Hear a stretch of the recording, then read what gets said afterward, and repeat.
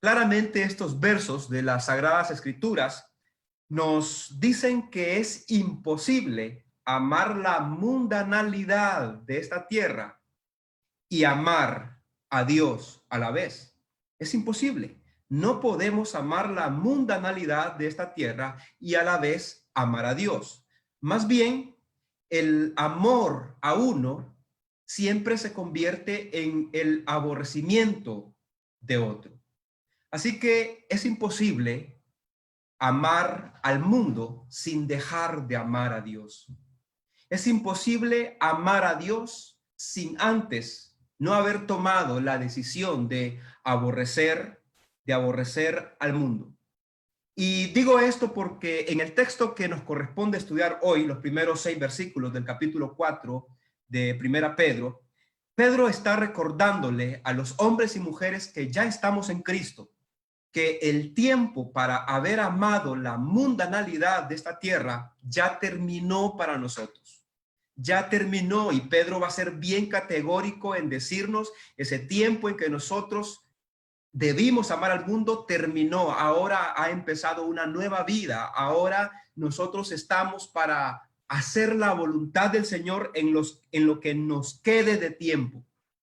Y en este texto que vamos a estudiar hoy, Pedro va a recordar a los creyentes, va a recordar a sus destinatarios y va a recordarnos a nosotros que si amamos a Dios, si nosotros decidimos aborrecer la mundanalidad, no a las personas del mundo, sino a la mundanalidad de esta tierra, si decidimos amar a Dios y aborrecer la mundanalidad, entonces, dice Pedro, que el mundo nos va a odiar a nosotros.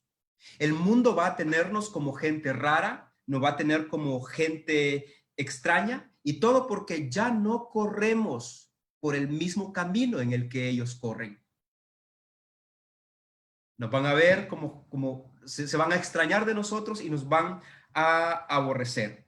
Y también dice Pedro que no solamente nos van a aborrecer, sino que su aborrecimiento va a causar aflicción al creyente.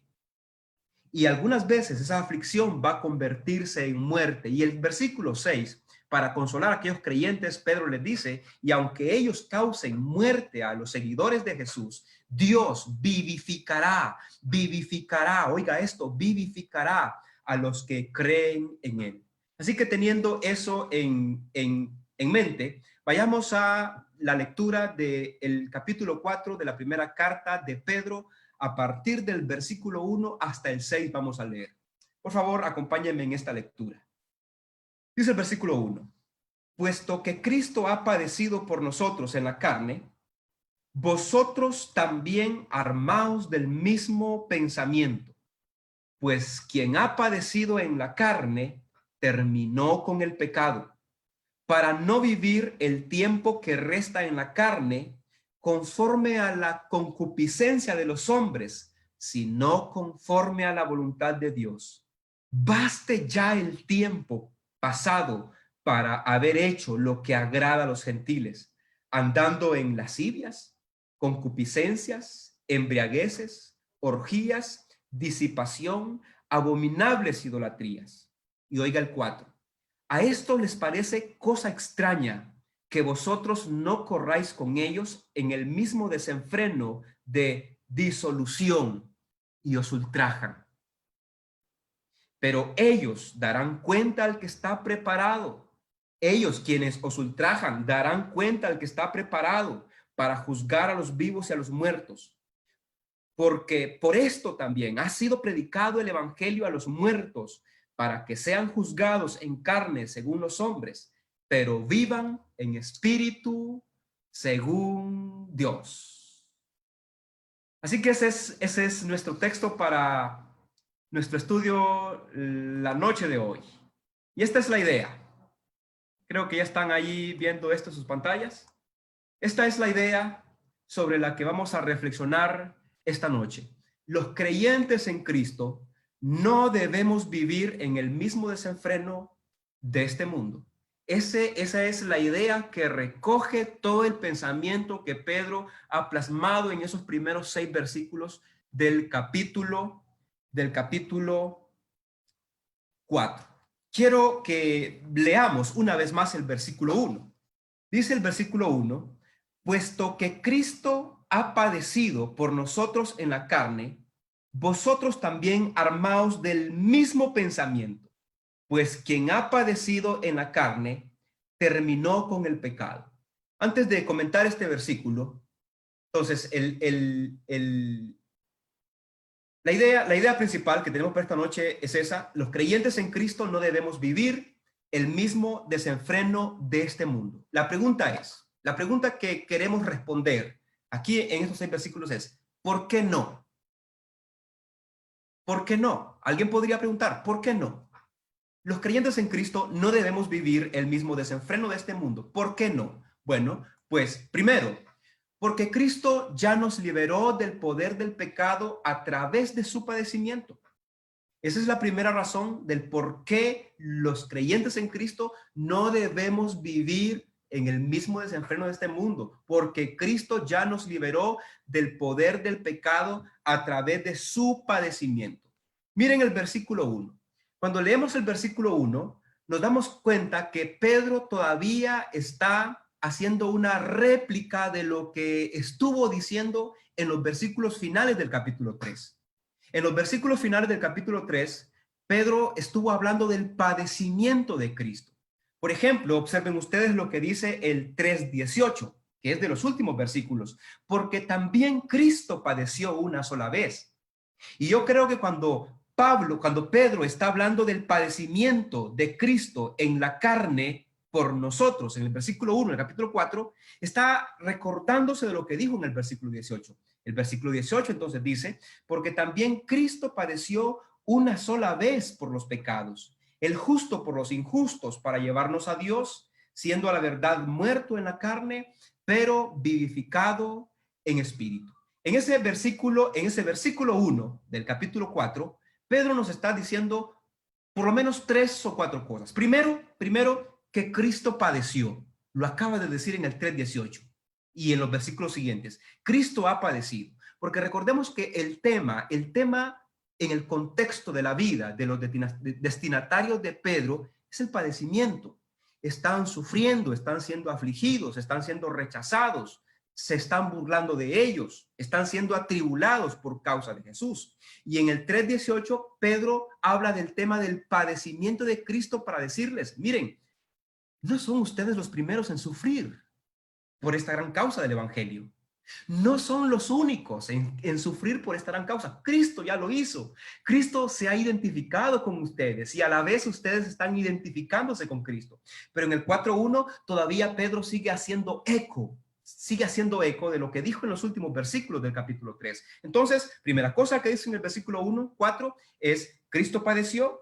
Segundo, padeció por nosotros.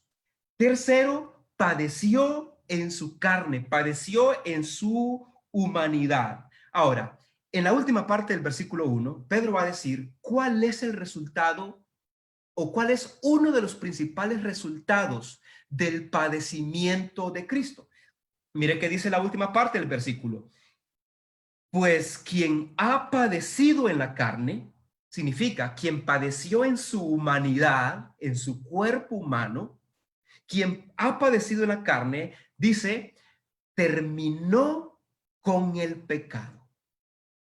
Para este primer punto, hermanos, entender el significado de esta afirmación es muy importante. Dice que a través de su padecimiento, y cuando Pedro habla del padecimiento de Cristo, está hablando de su sacrificio, de toda su pasión, de todo su dolor, que concluyó con su muerte en el Calvario. Y Pedro dice que una implicación teológica de la muerte, del padecimiento, del sufrimiento de Cristo es que él terminó con el pecado.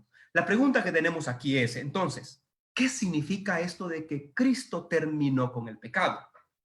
Primero, déjeme decirle lo que no significa. No significa que con su padecimiento y con su muerte en la cruz, Cristo erradicó el pecado de la humanidad. No significa eso, porque seguimos viendo de todos los colores el pecado en la humanidad. Ni siquiera significa que Cristo erradicó el pecado totalmente de los que iban a creer en él. No significa eso. Entonces, ¿por qué hay pecado en nosotros todavía? Todavía somos pecadores. Así que no significa que Cristo erradicó el pecado de la humanidad, no significa que Cristo erradicó el pecado de los creyentes, pero lo que sí significa es que Cristo, a través de su padecimiento, a través de su sacrificio, rompió el poder que el pecado tenía en la vida de aquellos que ahora hemos creído en él. Rompió el poder, rompió el imperio que el pecado tenía. El pecado ya no podrá enseñorearse de los que estamos en Cristo. A eso apuntaba Pedro cuando dice que el que padeció en la carne terminó con el pecado. También significa que el pecado ya no vendrá a dominar nuestro corazón, ya no vendrá a dominar nuestros pensamientos, ya no podrá esclavizarnos si nosotros no lo dejamos. No lo va a hacer, porque Cristo terminó, debilitó, golpeó, rompió el poder del pecado. Significa que el poder del pecado en nosotros ha sido debilitado. Así que un resultado maravilloso del padecimiento que Cristo tuvo como humano en la tierra y principalmente en el Calvario fue que debilitó el poder del pecado en nosotros hoy. Terminó con el poder, con el imperio del pecado. Ya el pecado, si nosotros estamos arraigados en Cristo, no puede dominarnos más, no puede esclavizarnos más. Así que esto fue lo que hizo el Señor. Ahora bien, en los siguientes versículos, Pedro va a instar a los creyentes a quienes escribe a una vida santa, a una vida diferente a la vida de las personas de este mundo que no están en Cristo. ¿Y sabe algo? Esta obra de Cristo en la cruz es la base teológica de nuestra santificación. La base de nuestra santificación no son nuestras decisiones humanas. La base de nuestra santificación no son nuestros esfuerzos como hombres o como mujeres. No es nuestra diligencia. La base de nuestra santificación en la que nosotros podemos crecer es el padecimiento de Cristo, es la muerte y la resurrección de Jesucristo. Cristo terminó con el pecado. Y esto de que terminó el pecado apunta a dos cosas. Apunta primero a que nos liberó hoy del poder del pecado y que mañana nos liberará de la presencia del pecado. Ese es nuestro futuro glorioso, porque Cristo ya terminó con el pecado. Así que nuestro pensamiento debe estar armado de esta verdad. ¿De cuál verdad? Que Cristo ya venció el pecado. Una de las verdades que la Biblia enseña es que los creyentes debemos vivir por fe, hermanos. Como Abraham. Romanos, Hebreos, pone el ejemplo de la fe de Abraham como creyente. Los creyentes debemos vivir por fe. Y esto de vivir por fe, quiero mencionar por lo menos dos implicaciones de vivir por fe. Primero, vivir por fe en este caminar cristiano significa, primero, vivir obedeciendo la palabra del Señor. Una manera concreta, visible, clara de manifestar nuestra fe es la obediencia. Dígame cuánto obedece a Dios y le diré cuánta fe tiene. Dígame cuán aferrado es usted a la escritura divina y le diré cuánta fe tiene. Pero otra esfera de la fe tiene que ver con el creer con todo nuestro corazón, con toda la fuerza de nuestro corazón, las verdades divinas. La Biblia está llena de verdades absolutas. La Biblia es la verdad de Dios. Y una manera en que nosotros ejercitamos nuestra fe es creyendo con todo nuestro corazón esa verdad de Dios. Y esta noche estamos estudiando una verdad de Dios. Esa verdad es que Cristo terminó con el pecado. Esa verdad es que Cristo ya venció el pecado.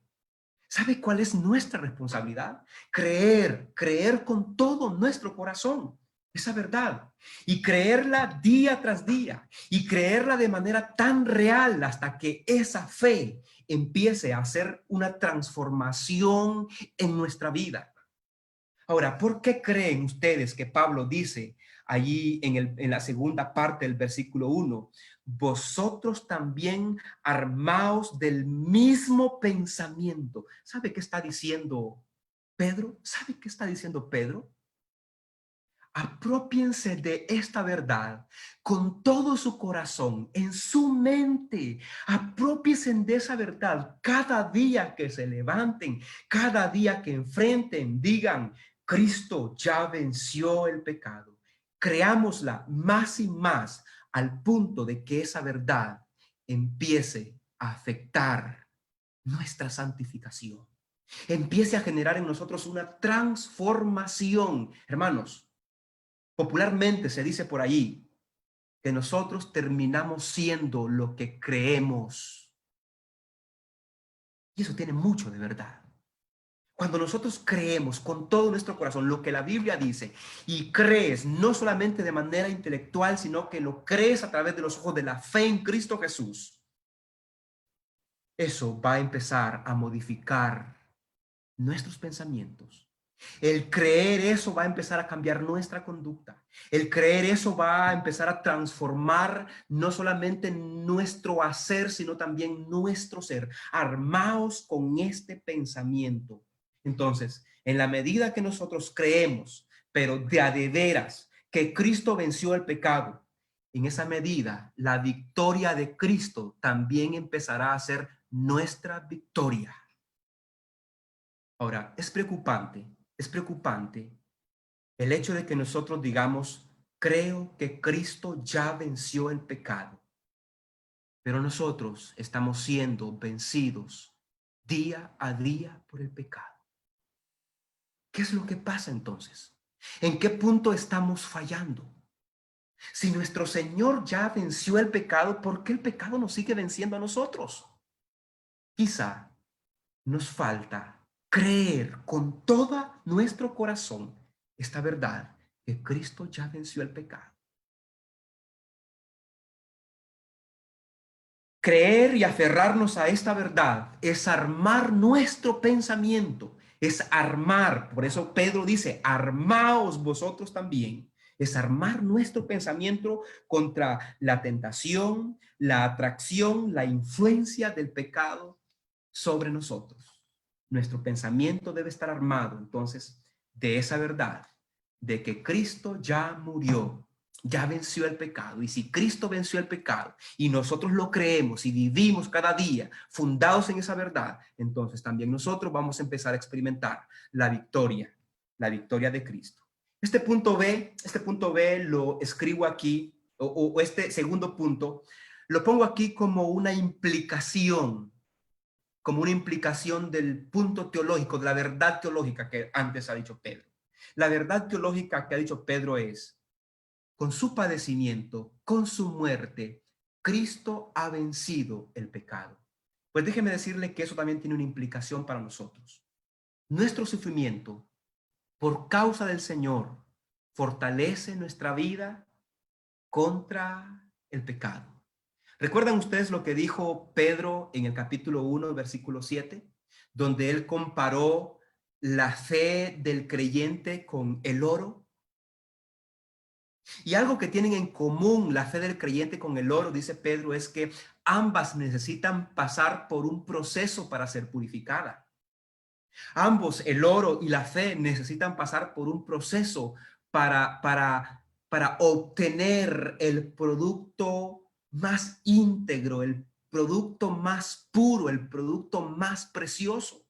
Por eso Pedro dice entonces en el capítulo 1, versículo 7, que el oro para ser probado y para obtener la pureza total es necesario pasarlo por el ardor del fuego, por el calor del fuego. Y a la vez dice, las pruebas, hermanos, que han sobrevenido sobre ustedes son para perfeccionar vuestra fe. Entonces, aunque la forma en cómo funcionó la cosa con Cristo y con nosotros es diferente, pero sí podemos decir que así como Cristo venció el pecado a través del padecimiento, nosotros también a través de los sufrimientos que nos toca vivir por la causa de Cristo, podemos obtener victorias diarias sobre el pecado. voy a tratar de ilustrarle cómo funciona esto, de que el sufrimiento perfecciona nuestro corazón, de que el sufrimiento hace mejoras en nuestra vida. Entonces, partimos del sufrimiento. El sufrimiento por la causa de Jesús. Cuando el sufrimiento viene a nosotros, como creyentes, nuestro corazón se humilla ante el Señor. Nuestro corazón se quebranta. Las pruebas de aflicción humillan nuestro corazón. Esto es verdad en la mayoría de los creyentes. A menos que un creyente sea demasiado duro de su corazón, la prueba no va a quebrantarle. Pero si es un creyente que tiene algo de docilidad ante el Señor todavía, entonces la prueba va a humillar su corazón. El corazón humillado busca a Dios. El corazón humillado no ve alternativa otra más que Dios. El corazón humillado busca a Dios a través de su palabra.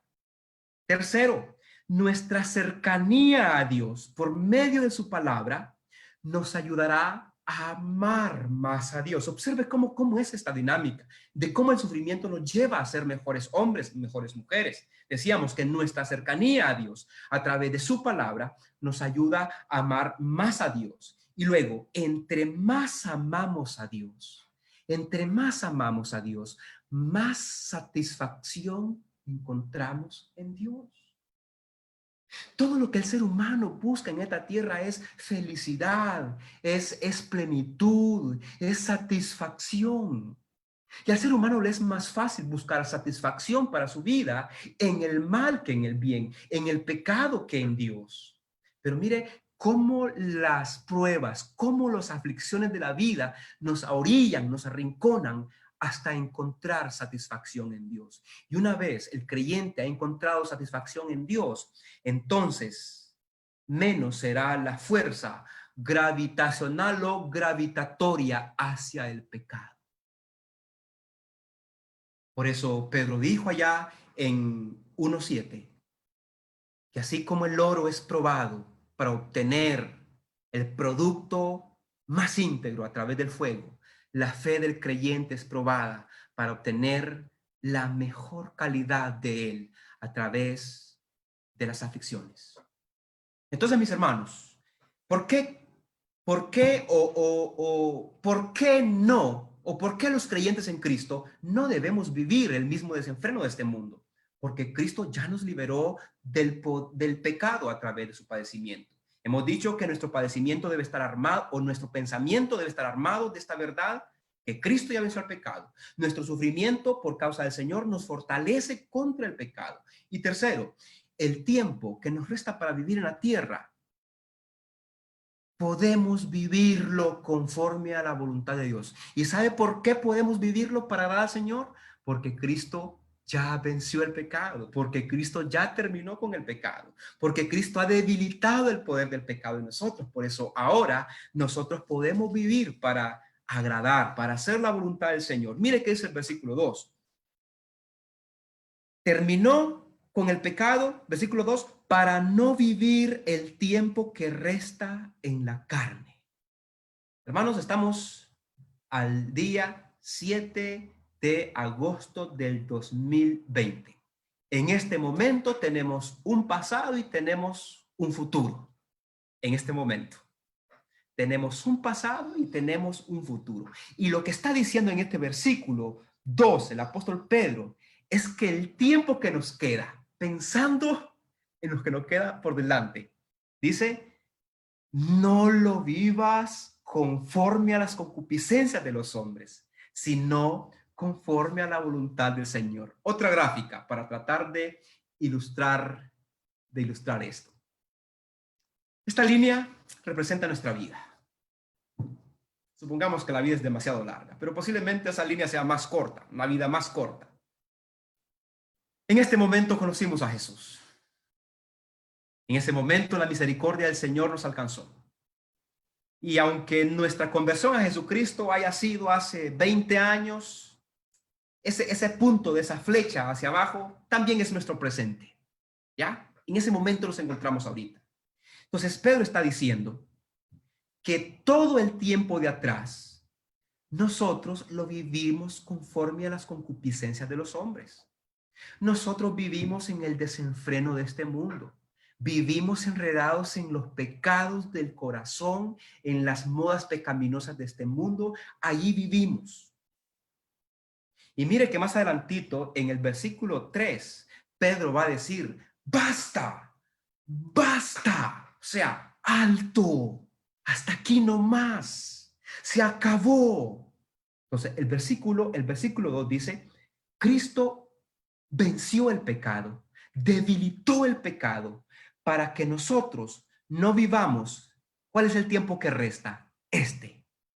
Para que no vivamos el tiempo que resta conforme a las concupiscencias de los hombres, sino que vivamos conforme a la voluntad del Señor. Hermanos, el punto principal que estamos aquí es Cristo. Cristo venció el pecado. ¿Para qué? Para que nosotros hoy vivamos conforme a la voluntad de Él, para que no traigamos a nuestro presente y a nuestro futuro esa vida que antes vivimos conforme a las concupiscencias de este mundo. Así que, hermanos, lo segundo, los creyentes en Cristo no debemos vivir en el mismo desenfreno de este mundo. La pregunta, una vez más, ¿por qué no? ¿Por qué no? Primero dijimos, porque Cristo ya murió, ya terminó con el pecado. Segundo, porque ahora estamos en una vida y en una carrera diferente a la que lleva este mundo. Porque ahora estamos en una vida y en una carrera diferente a la que lleva este mundo. Esta es la segunda razón entonces del por qué no podemos seguir viviendo en el mismo desenfreno de este mundo. Y quiero recordarle, hermanos, es importante que usted entienda esto. Es importante entender esto y que yo lo entienda también. El estar en Cristo representa un cambio, ¿ya? Estar en Cristo representa un cambio, pero no representa solamente un cambio de religión. Estar en Cristo no representa solamente un cambio de religión. Hay muchas personas que lo único que han hecho en su vida es cambiar de religión, pero siguen viviendo en el mismo desenfreno de este mundo. Siguen viviendo para hacer la voluntad de su concupiscencia. Entonces, estar en Cristo no solamente es un cambio de religión, no solamente es cambiar de amigos, ahora voy a tener amigos cristianos, no solamente es eso, no solamente es cambiar las cosas que hacemos, no solamente es cambiar la forma en que hacemos las cosas, no es un cambio de forma, estar en Cristo no es un cambio de forma, estar en Cristo, hermanos, hermanas, es la adquisición de una nueva identidad. Es un cambio profundo, es una transformación interna que también afecta lo que nosotros hacemos, lo que nosotros somos. Es por eso que Pedro dice esto, el tiempo en que hacíamos lo que agradaba a ellos ha terminado, ha terminado. Recuerden la gráfica anterior, un antes, un pasado y un futuro. Hoy es el tiempo en que termina lo que agrada a los gentiles. Y ahora empieza lo que agrada al Señor. Versículo 3, leámoslo. Baste ya el tiempo pasado. Y le pongo ahí ese símbolo para que usted recuerde lo que está diciendo Pedro. Baste ya el tiempo pasado para haber hecho lo que agrada a los gentiles. Basta ya el tiempo. En esta vida solo podemos hacer o lo que agrada a los hombres o lo que agrada a Dios.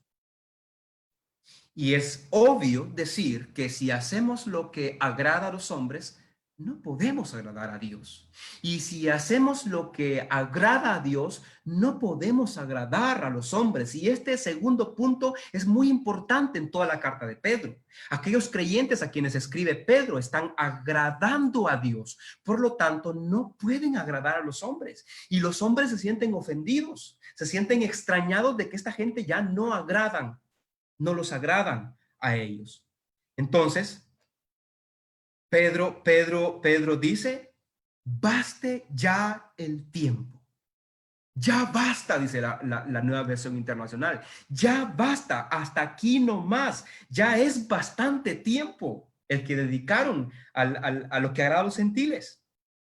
Y a continuación, Pedro va a mencionar algunos pecados que describen el carácter de los hombres de este mundo que están sin Cristo.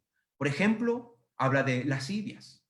Dice, dice, andando en lascivias, concupiscencias, embriagueces, orgías, disipación, abominables idolatrías, lascivias, pecados relacionados con conductas extremas en placeres sensuales, concupiscencias, las bajas pasiones del corazón sin control algún, completo desastre de vida. Tercero, embriagueces, referencia a borracheras libertinas que conducen a toda clase de pleitos y escándalos. De esto es lo que mejor conocemos nosotros. Quizá lo experimentamos en el viejo mundo, lo conocemos, lo vemos en la vida de otros hoy. Habla de orgías, que son perversiones sexuales practicadas en grupos, que no es nada nuevo desde los tiempos de Pedro, y si nos remontamos a la antigüedad más lejana, existían esos tipos de pecado. Abominables idolatrías, que es la adoración a cualquier ídolo, aunque posiblemente la referencia que hace Pedro aquí es a cultos idolátricos mezclados con la perversión sexual. Pero aunque esos cultos idolátricos no hayan sido mezclados con la perversión sexual, aún así son idolatrías abominables, porque Dios es celoso de su nombre. Entonces Pedro está diciendo, hermanos, el tiempo en que hacíamos lo que agrada al mundo ha terminado. Luego dice que nos afligen, porque ahora corremos una carrera diferente. Mira el versículo 4. A estos les parece cosa extraña que vosotros no corráis con ellos en el mismo desenfreno de disolución. Dice Pedro que les parece extraño. Ellos se sorprenden de que ya no vayamos con ellos en el mismo desenfreno y en la misma perdición de ellos. Por eso es que ahora los creyentes que amamos fielmente a Jesús y que hacemos visible ante este mundo nuestra fidelidad, nuestra relación con el Señor, entonces ya no somos admirados, ya no somos reconocidos. No nos ven como personas ejemplares, ya no nos estiman, más bien, dice Pedro, os ultrajan. Eso así lo dice la Reina Valera. La Nueva Versión Internacional dice, por eso los insultan. Entonces, lo que Pedro está diciendo aquí, que cuando nosotros dejamos de correr en la misma dirección que este mundo corre, entonces el mundo ya no nos ama. Cuando nosotros empezamos a amar a Dios, y entre más amamos a Dios, menos nos ama el mundo. Y entre menos nos ama el mundo, nos ultrajan, nos insultan, y es exactamente eso lo que está pasando con los destinatarios de Pedro en el momento que él escribió esta carta. Y eso es lo que pasa con creyentes fieles hoy.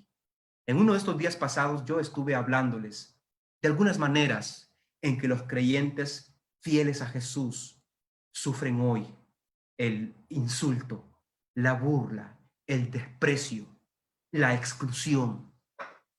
Sí, los tiempos no han cambiado. No han cambiado. Quizá han cambiado las formas en que los creyentes son afligidos, pero la aflicción de este mundo hacia los creyentes todavía ocurre. El mundo no va a amar al creyente fiel a Jesús. Entonces nos afligen porque ahora corremos una carrera diferente a la carrera de ellos.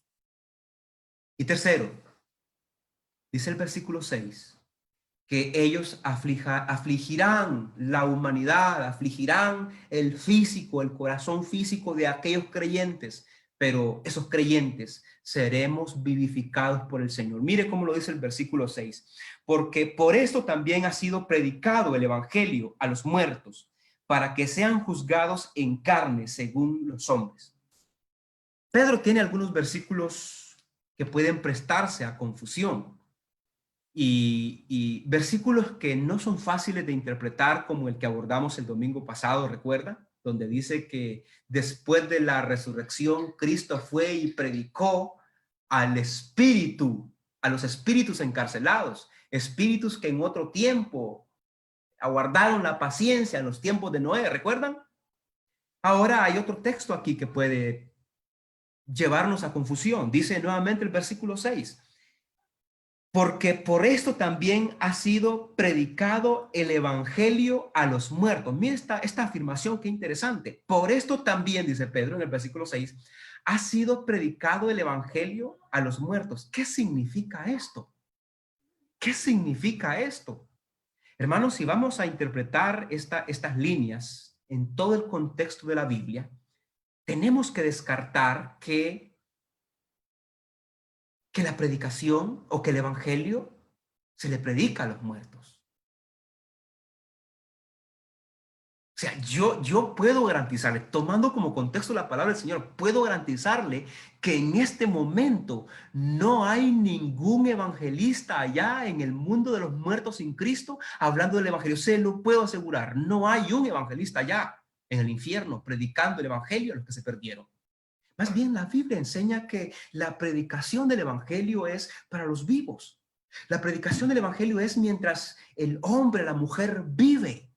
Entonces, ¿qué quiere decir Pedro cuando dice que el evangelio fue predicado a los muertos? ¿Sabe qué significa? El mismo versículo más adelante nos ofrece luz sobre eso.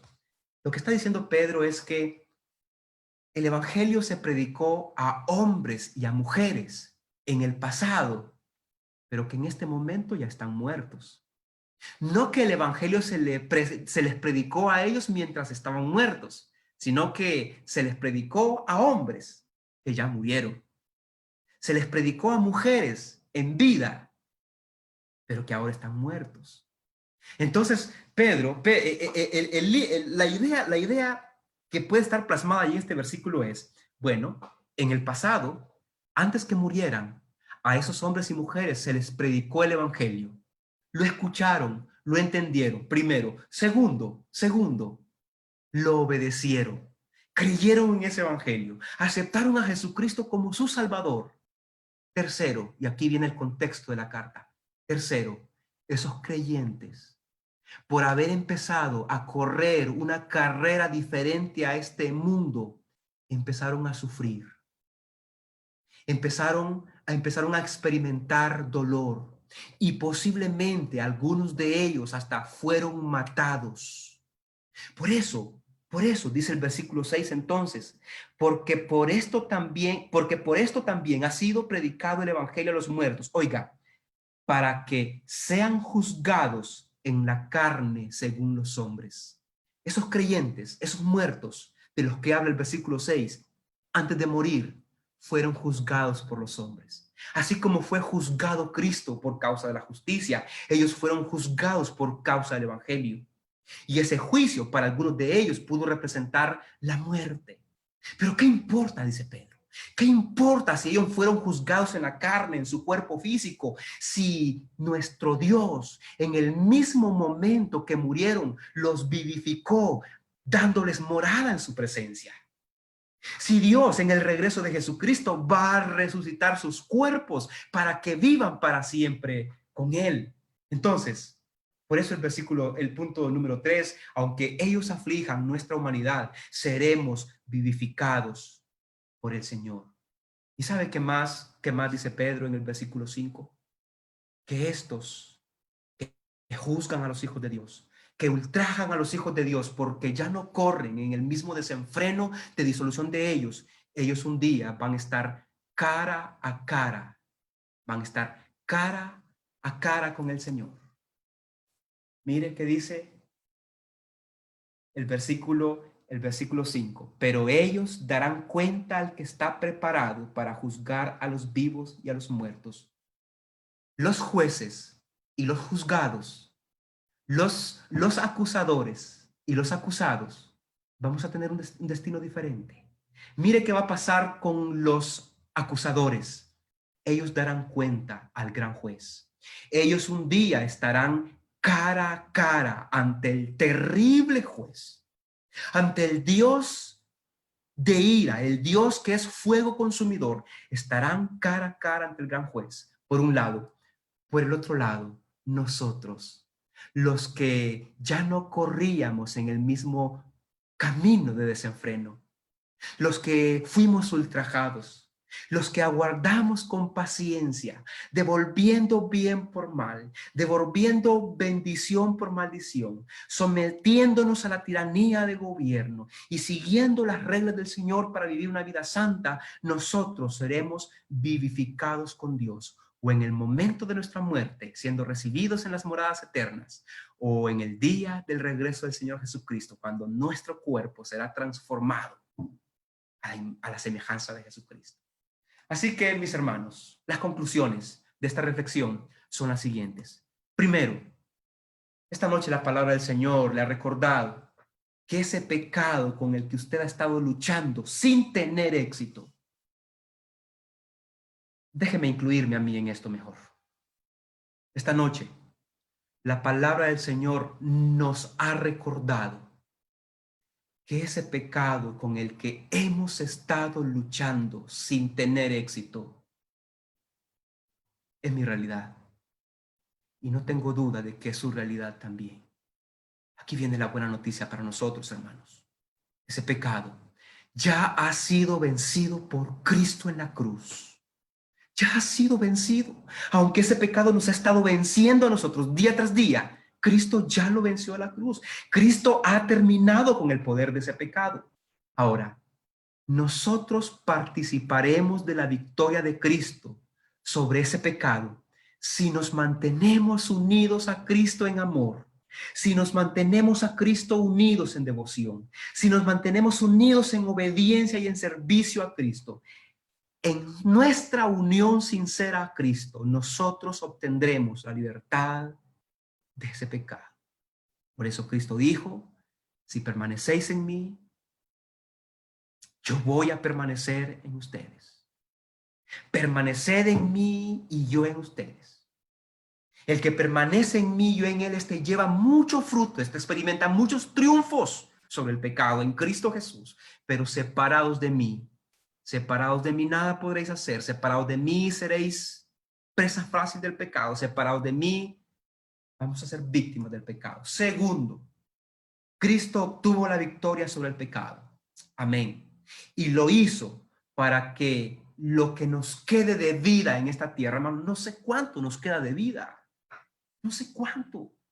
Si es mucho o si es poco, no importa. Lo que nos quede de vida en esta tierra, ya no lo vivamos dominados por el pecado.